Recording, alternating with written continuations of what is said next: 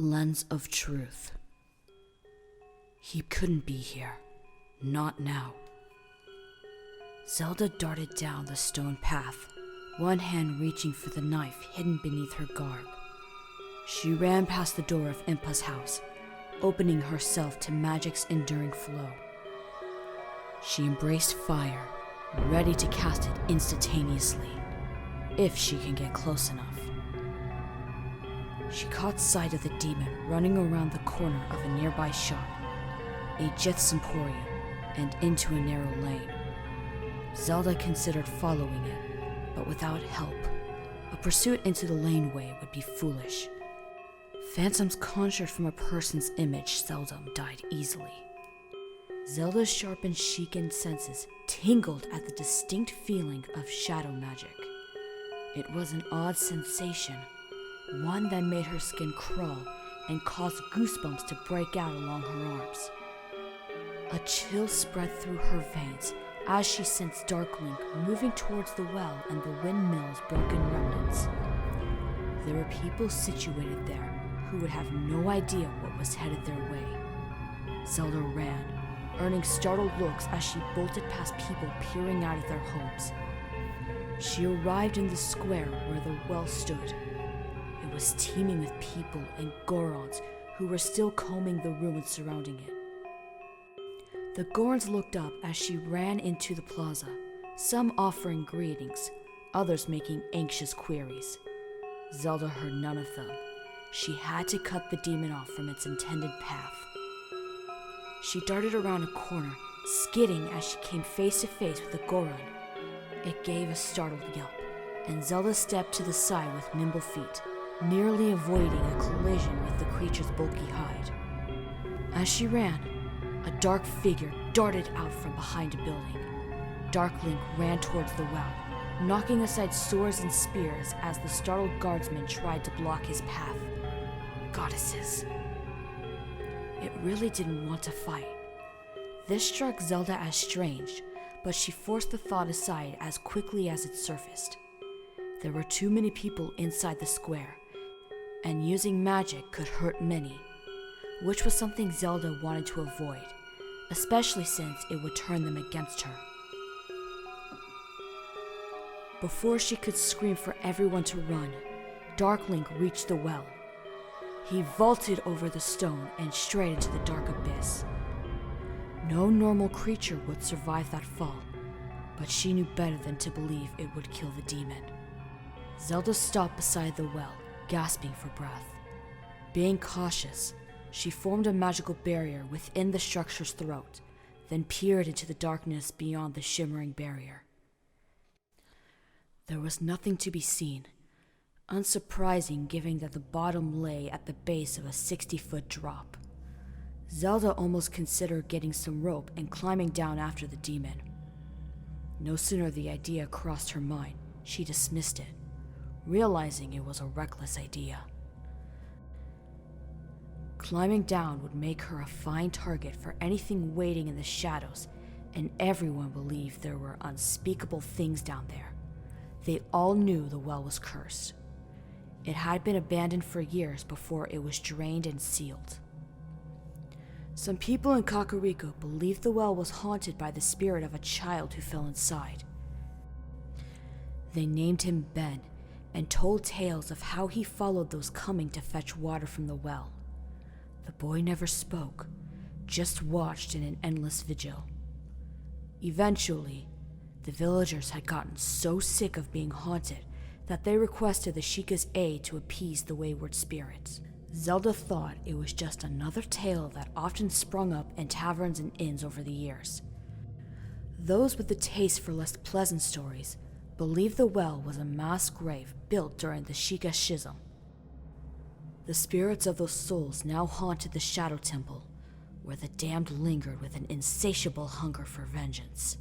She asked Impa if it was true, but that had only prompted Impa to change the subject and sent her on some errand that needed attending to. Satisfied that she wasn't in for any unpleasant surprises, for now at least, Zelda dispelled the translucent barrier sealing the well. Sheik?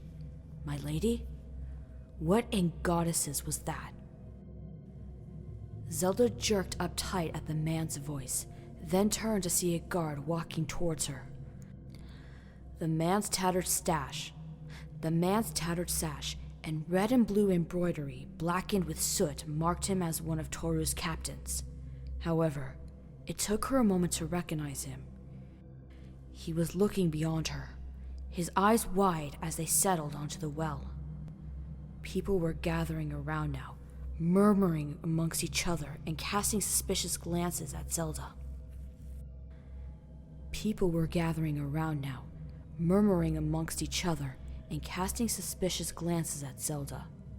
The Gorns weren't quite so worried. Several eyed her with a mix of recognition and quizzical expressions while trying to work out what the guards were fussing about. The tension among the Hylian crowd was palpable, and several guards quickly ushered the onlookers away before they could get rowdy.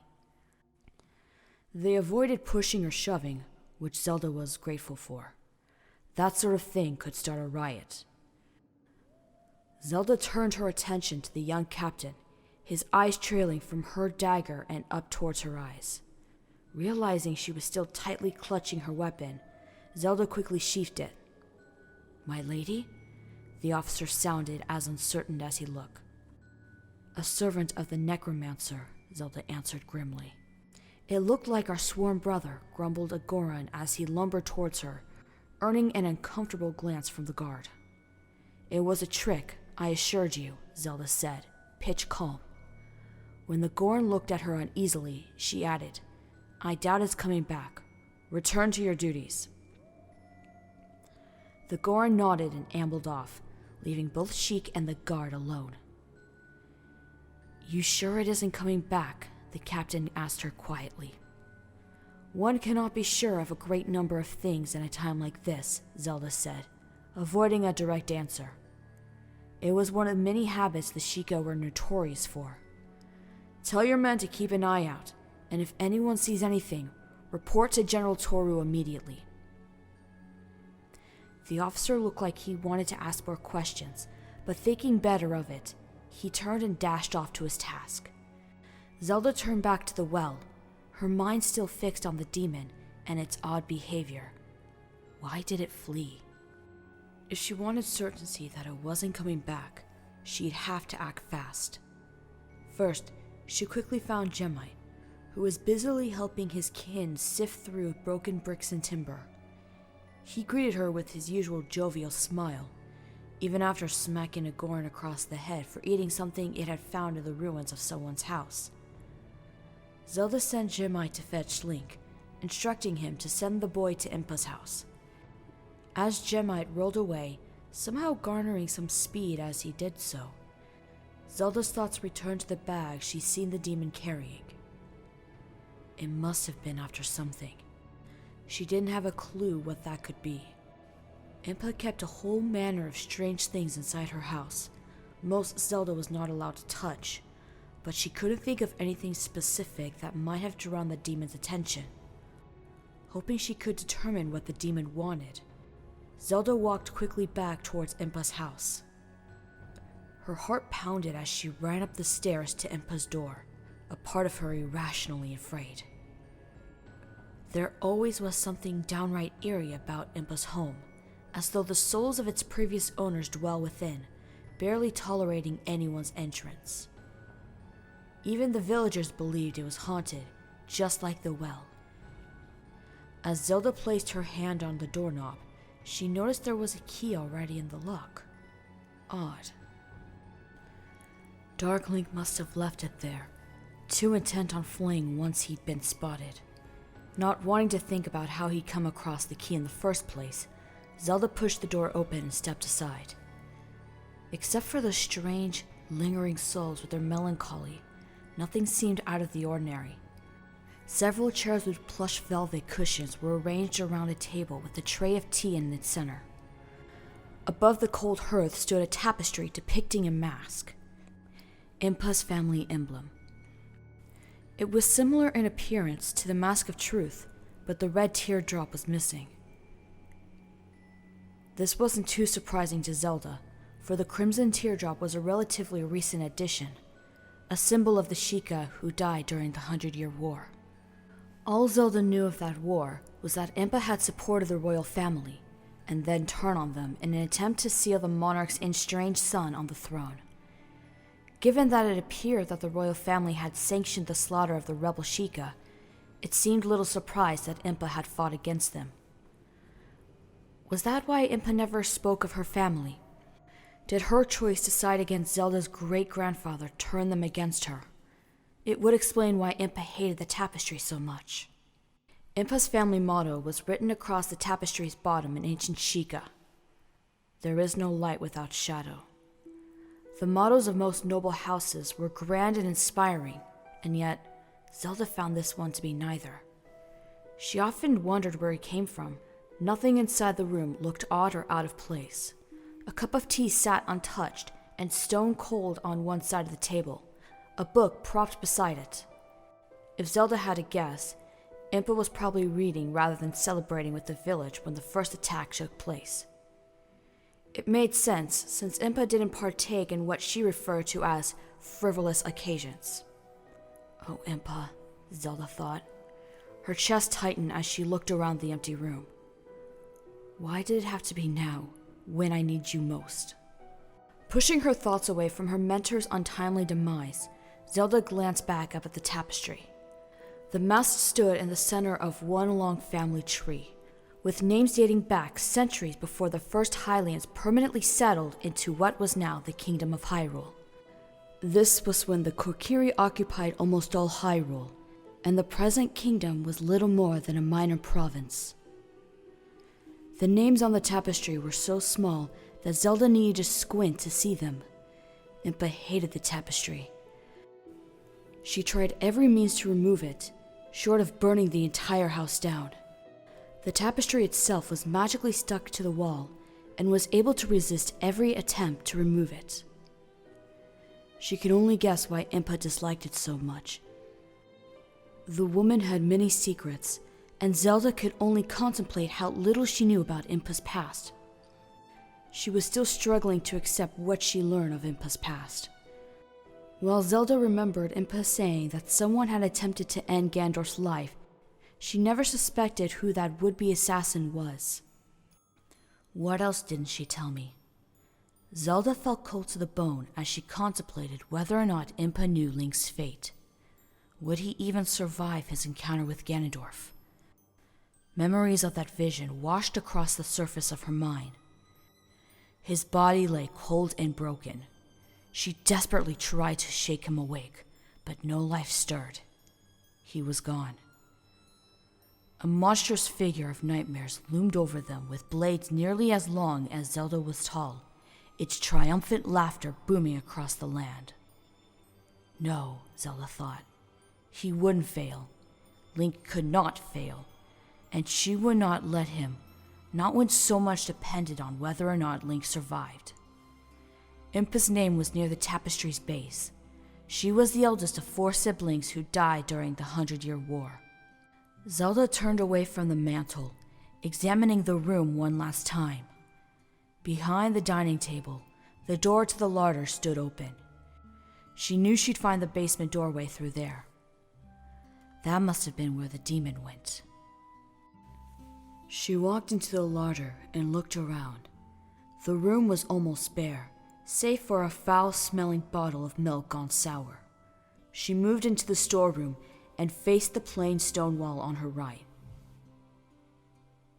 It was innocuous at first glance, except for the Sheikah emblem scratched into it. Upon seeing it, Zelda recalled the instructions within Impa's letter and knew what to do. She placed her hand on the Sheikah emblem. "Open up," Zelda said aloud, speaking the words in Sheikah. Instantly, the eye began glowing white until it looked like the stone was on fire. Then, the wall vanished, revealing a door just beyond it. Thin rays of light spilled through the open doorway, illuminating the larder and revealing a spiral staircase that vanished into the gloom. Zelda cast a ball of shimmering light in front of her, making her way down into the basement. The cold bit through the layers of her wrappings as she descended, and Zelda shivered. Soon it was cold enough to freeze the marrow within her bones. How did Impa work down here if it was always this cold? She remembered Impa's study in the castle well, with its homely fire crackling in the hearth, and comfortable cushioned chairs beside a carpet depicting the Triforce. It was there that Zelda was schooled in the ways of the court and history of her realm, a fragment of a life she almost forgotten. The faint memory tugged at her, threatening to awaken the emotion she buried for so long. Lost in her thoughts, Zelda almost missed a step. The sudden horrible lurch in her step brought her back to her present reality, far from the creature comforts of her lost home. It was then that Zelda noticed a strange chill in the air, an aura of ancient magic tingling on the edge of her senses. Warts, perhaps? Zelda wondered as she tried discerning what it was. The solitary, enchanted light followed her, shimmering as Zelda arrived at yet another wooden door. It opened silently on well-oiled hinges. Impa had used the study a lot up until... Gritting her teeth and forcing her mind to focus, Zelda stepped into the room beyond. The light floating beside her gently touched the cold stone wall nearest her, and to Zelda's surprise, enchanted torches sprung into life along the walls. She gasped. The room resembled an earthquake's aftermath. Books were knocked and thrown from their shelves. Entire scroll racks had emptied, their contents strewn recklessly across the floor. An ink jar had been overturned on the bench that might have once been Impa's study. Elsewhere, the contents of several empty chests were sprawled across the stone. Stepping over the maelstrom of scattered books, scrolls, and other items, Zelda approached the door to the next room, which led to a small library. While Hyrule Castle had possessed one of the grandest repositories of knowledge in the 10 Kingdoms that would have taken months to sort through, this library was no bigger than the common room of a small inn. Workbenches lined the walls, laden with potions, and instruments Zelda did not recognize, and much to her distaste, an assortment of specimen jars and skulls. This room hadn't been touched in some time, for a thick film of dust blanketed the glassware, and the benches were covered in cobwebs. One thing in here caught Zelda's eye. A red rug in the room's center that had been pulled back to reveal a trapdoor. Zelda was certain it was the one Impa's letter had mentioned, which meant it led to the Shadow Temple. It was just as well that there was another way in, as the Gorons had blown up the entrance in the graveyard. Naturally. She wouldn't be surprised if the Gorons chose to either demolish the wall next or fill it up with rubble. For now, the only way to get inside the Shadow Temple was through this trapdoor. Impa's letter had mentioned that there was a door in the chamber below, which could only be opened using the Ocarina of Time. It didn't come as any surprise to Zelda that Dark Link hadn't used that to make his exit. Presently, something on a nearby table that caught Zelda's interest. It was a simple magnifying glass with an amethyst blue handle and 3 triangles decorating its rim. It lay beside a piece of parchment with Sheikah script scrawled across it. Her attention on the ornate lens, Zelda picked it up and almost gasped. As she hovered the lens over the parchments, she saw thin black lines forming an array of corridors, rooms, and chambers. It was a map. When she moved the lens away, the parchment was once again blank. Zelda eyed the lens, turning it over to read the small inscription engraved on the handle. Lens of Truth. This was what Impa told her to find. She looked back at the map, studying it. The writing, scrawled in ancient Sheikah, was a map of the Shadow Temple.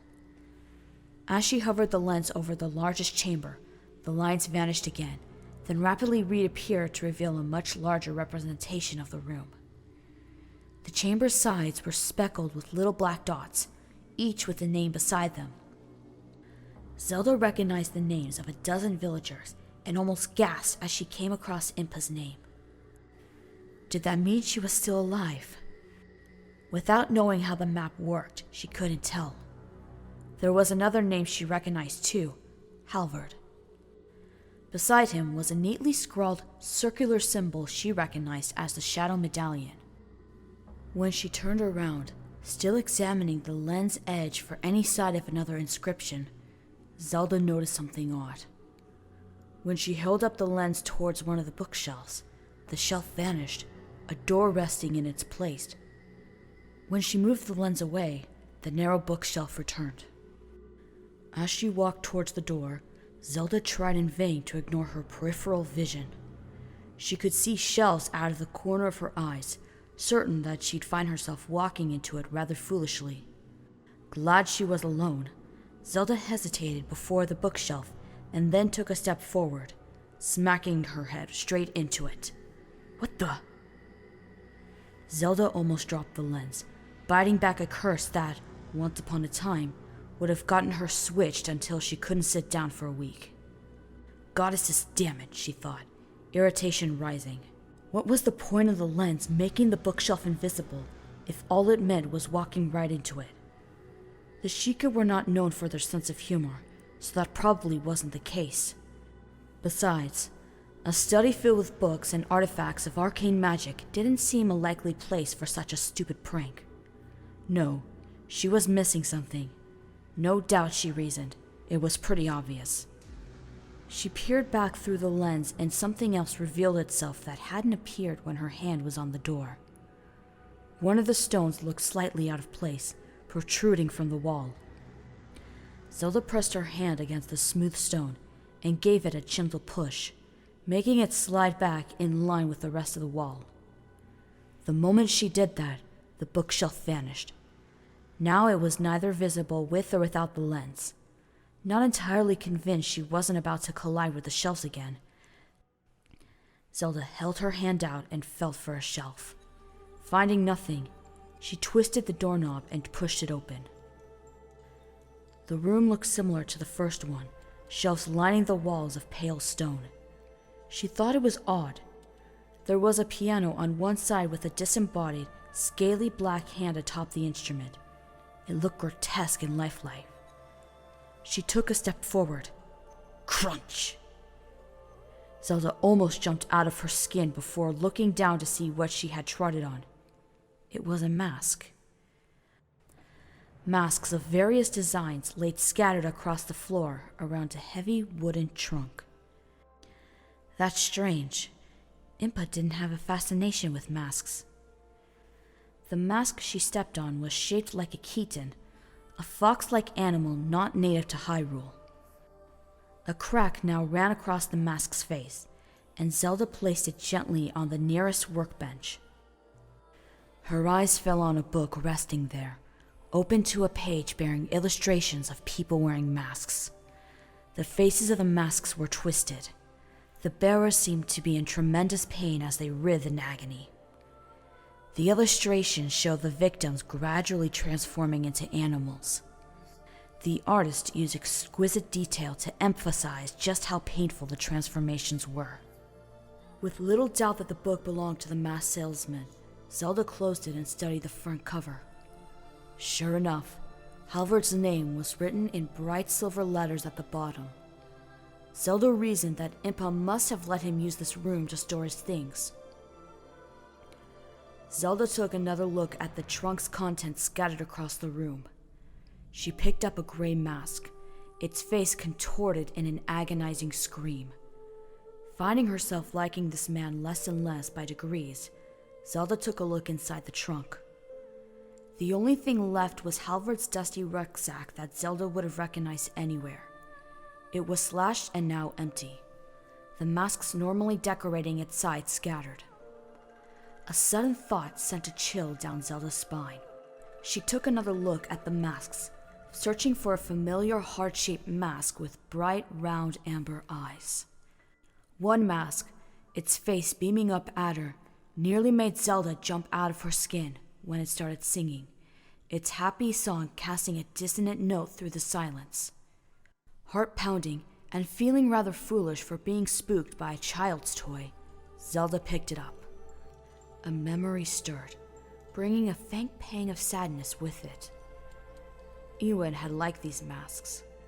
So much so that she'd thrown one off the castle's walls when it wouldn't stop singing. Impa had not been impressed. It was strange to think the thing she missed most about her brother was how annoying he could be. She missed his boundless energy, his untempered curiosity, and his stupid games. It seemed ironic that the things she missed most about him were the things she hated most when he was alive. At that thought, she felt a dull pain throb deep inside of her. No, she thought, trying to push her emotions aside. Now isn't the time for that. She brought herself back to the present, which wasn't hard when she brought her attention back to the merrily singing mask. "Stop that!" she barked. "Be quiet!" Heedless of her words, the mask continued its chirpy tune, and Zelda almost snarled with irritation.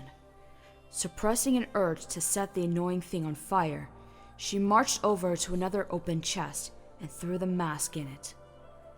She slammed the lid shut, almost regretting it instantly. An impressive silence hung over the room, one she ordinarily didn't mind. Keeping focus became harder as Zelda continued scurrying the mask strewn across the floor. The mask she was looking for wasn't there, and her heart began racing with panic. Halvard must have brought it here, sure that it would be safe with Impa's study. The creature had stolen the mask, and to what purpose Zelda wasn't sure. At first, she was confused. The spirit within the mask was allegedly gone. Halvard assured her it was gone when she destroyed it while hiding in another realm. Unless Halvard lied. She shook her head, rubbing a hand against her forehead. No, he wouldn't do that. Not unless the mask corrupted him somehow. It was said objects of such dark power left their mark on those who came into contact with them. Was it possible Halvard was corrupted by the mask, just like the Sheikah of old? No, she reasoned to herself. He's on our side. Impa would have known if something was wrong with him. Dismissing the notion that a malevolent spirit was somehow influencing Halvard, she considered another reason why Darklink would steal this particular mask. Then she went cold, and every last bit of warmth left her. Unless it can be resurrected by the necromancer.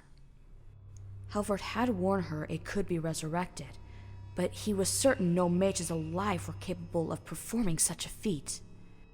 Halvard himself had wanted to control the mask and use it to destroy Gandorf, but Impa had assured such an act would doom them all. The mask was better off being destroyed so that no one could use it, or bring the demon back to life. No one, that is, except for someone Impa had long ago sealed within the Shadow Temple. Suddenly, the reason for kidnapping dozens of people made more sense. Resurrecting the demon would require a sacrificial ritual of hundreds of souls to feed it. What better place to procure them from than a town packed with villagers, soldiers, and refugees? Oh shit!